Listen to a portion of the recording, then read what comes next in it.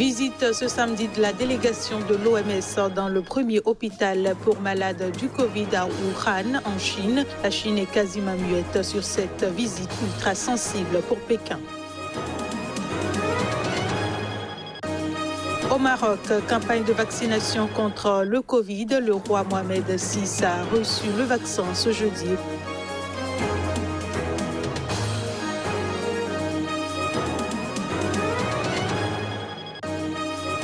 Et puis au Nigeria, la compagnie anglo-néerlandaise Shell, condamnée à payer des indemnités aux fermiers. Les fuites de pétrole ont détruit 3 villages dans le delta du Niger.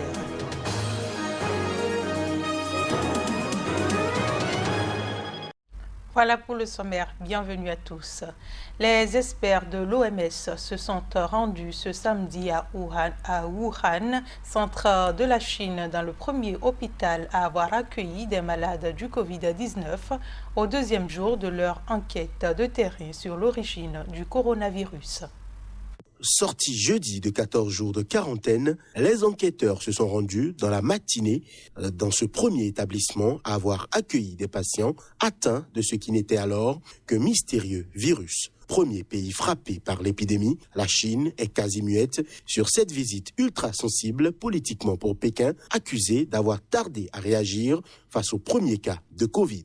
La visite a été une occasion importante pour parler directement avec les médecins qui étaient sur le terrain à ce moment critique de la lutte contre le Covid, a tweeté Peter Daszak, un des membres de la délégation. Il a toutefois évoqué des visites, notamment à l'Institut de virologie de Wuhan et sur un marché de la ville où des animaux exotiques étaient vendus vivants et où le virus a pu se transmettre à l'homme. Un fort doute subsiste toutefois sur l'intérêt des éléments que les enquêteurs seront en mesure de réunir plus d'un an après le début de la pandémie et face à des autorités chinoises connues pour leur opacité sur les sujets polémiques. Entaché par une gestion controversée durant les premières semaines de l'épidémie, le pouvoir communiste a ainsi lancé à Wuhan une immense exposition pour redorer son image et célébrer la victoire revendiquée de la Chine face au coronavirus. L'Organisation mondiale de la santé a tenté vendredi de tempérer les attentes autour de cette mission. L'Organisation mondiale de la santé qui a annoncé lors d'une conférence de presse en ligne que l'Afrique peut s'attendre à avoir au moins 30% de sa population vaccinée contre le Covid-19 d'ici la fin de l'année 2021, ce alors que les vaccins commencent à arriver sur le continent. L'Union africaine a obtenu 400 millions de doses supplémentaires de vaccins contre la COVID-19 pour les pays du continent, a annoncé jeudi le Centre de contrôle et de prévention des maladies Africa CDC. Cette annonce porte à 670 millions le nombre de doses qui doivent être disponibles dans les 2 années à venir pour les pays africains, dont la plupart n'ont pas les moyens de financer l'immunisation de leur population. L'objectif de vaccination est d'atteindre 20% au moins pour couvrir 20% de la population d'ici la fin de l'année et je pourrais dire qu'avec les derniers développements au sein de l'installation COVAX, il y a de très bonnes chances que cet objectif de fournir jusqu'à 600 millions de doses d'ici la fin 2021 soit définitivement atteint. Le Serum Institute of India produit à grande cadence des millions de doses du vaccin contre la COVID-19, Covishield, développé par AstraZeneca et l'Université d'Oxford pour l'Inde et une grande partie des pays en développement. L'Union africaine avait annoncé le 13 janvier avoir obtenu un premier lot de 270 millions de vaccins, dont au moins 50 millions seront disponibles entre avril et juillet.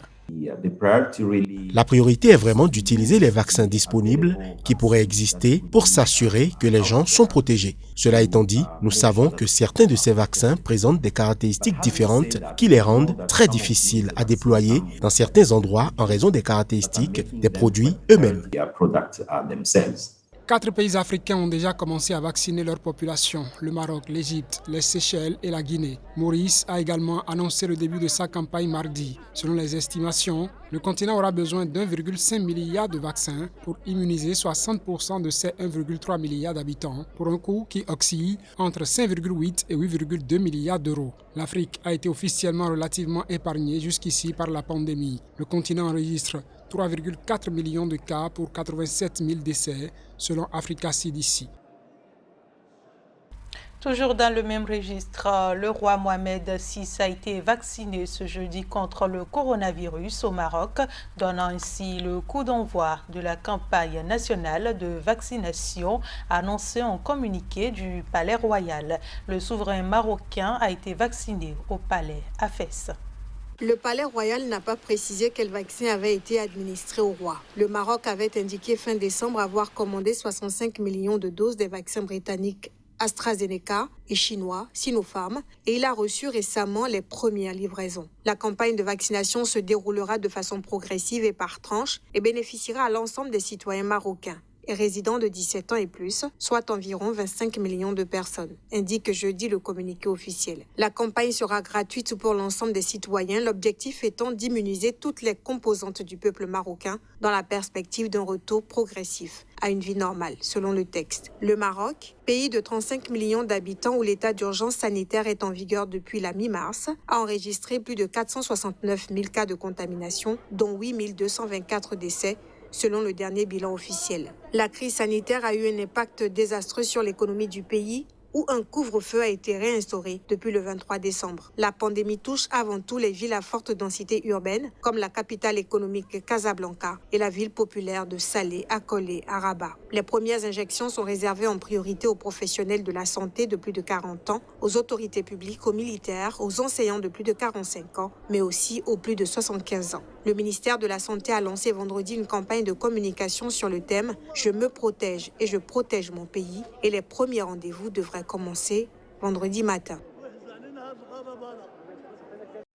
À Ndou, à l'extrême nord de la République démocratique du Congo, dans la province enclavée du Bas-Ouélé, près de 30 000 réfugiés de Bengassou, ville centrafricaine, vivent dans des conditions précaires.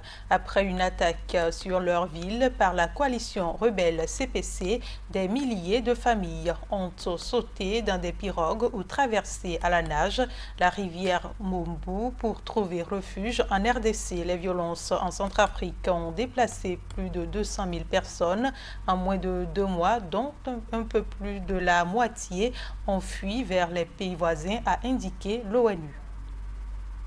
Selon le Haut Commissariat de l'ONU pour les réfugiés HCR, quelques 92 000 réfugiés sont arrivés en République démocratique du Congo, d'après les autorités locales. Et quelques 13 240 autres ont fui au Cameroun, au Tchad et au Congo depuis le lancement en décembre d'une offensive de groupes armés visant la capitale Bangui. Soit plus de 105 000 au total, un chiffre nettement plus élevé que les plus de 30 000 signalés par le HCR le 8 janvier. Ces dernières semaines, depuis le 3 janvier, les CPC avaient attaqué la ville de Bangassou et pas mal de gens avaient quitté aussi Bangassou pour traverser ici derrière nous. Ici, vu que les contraintes logistiques sont énormes, c'est très difficile d'acheminer l'assistance humanitaire dans cette partie, tout en sachant que les besoins les besoins des réfugiés que nous avons vus sont énormes. Les réfugiés continuent d'affluer, a déclaré un porte-parole de l'agence de l'ONU lors d'un point de presse. Par ailleurs, a-t-il indiqué, quelques 100 000 personnes restent déplacées à l'intérieur de la Centrafrique, selon des chiffres compilés par le Bureau des Nations Unies pour la coordination des affaires humanitaires, OCHA. Oui, il y avait la guerre de l'autre côté. Alors nous avons accueilli plus de 25 000 réfugiés centrafricains qui sont venus. Ici, il y a la population moins de 1500 personnes. Mais les réfugiés qui sont ici maintenant, c'est 10 fois plus que la population d'Indou. C'est eux qui sont presque dominantes ici à Ndou. Selon le HCR, l'instabilité persistante entrave les efforts d'aide humanitaire et pose des difficultés pour accéder auprès des déplacés internes. Et la route principale habituellement empruntée pour ravitailler Bangui a été fermée. La République centrafricaine a décrété cette semaine l'état d'urgence pour 15 jours sur l'ensemble du pays, majoritairement sous contrôle de groupes armés. Je le disais en titre, Paris gagné pour des fermiers nigériens contre Shell devant la justice des Pays-Bas pour des fuites de pétrole ayant détruit 3 villages dans le delta du Niger. La compagnie anglo-néerlandaise est condamnée à payer des indemnités aux fermiers. Reportage. Soutenu par milieu défensif branche aux Pays-Bas de l'organisation internationale Les Amis de la Terre, 4 fermiers et pêcheurs nigérians avaient saisi la justice en 2008 demandant que Shell paie les travaux de dépollution et le verse des indemnités. La compagnie anglo-néerlandaise a de son côté toujours attribué la pollution dans les villages de Goy, Ikot Ada, Udo et Uruma, au sud-est du pays, à du sabotage. Cette poursuite ne convainc pas la justice néerlandaise. Le tribunal a jugé que Shell Nigeria était responsable des dommages résultant des déversements et que la filiale était condamnée à indemniser les agriculteurs pour les dommages, a déclaré un juge lors d'une audience à La Haye, sans préciser quels agriculteurs étaient concernés. Shell devra aussi prendre des mesures préventives. Het Hof oordeelt, onder toepassing van Nigeriaans recht. Le tribunal estime, en application du droit nigérian, que la société mère a la responsabilité, un devoir de diligence, de veiller à ce que le pipeline d'Oruma soit équipé d'un système de détection des fuites. Comme la filiale Shell Nigeria a négligé de le faire, la société mère est également tenue de faire tout son possible pour mettre en place un tel système de détection des fuites. Waarbij zoveel mogelijk wordt verzekerd dat het lekdetectiesysteem er ook daadwerkelijk komt. Le montant de ces indemnisations sera déterminé à une date ultérieure, a précisé le juge. Le tribunal a par ailleurs jugé Shell Nigeria responsable du fait qu'elle n'a pas interrompu l'approvisionnement en pétrole le jour du déversement à Goy. Et ce sera tout pour cette édition. Merci de votre fidélité.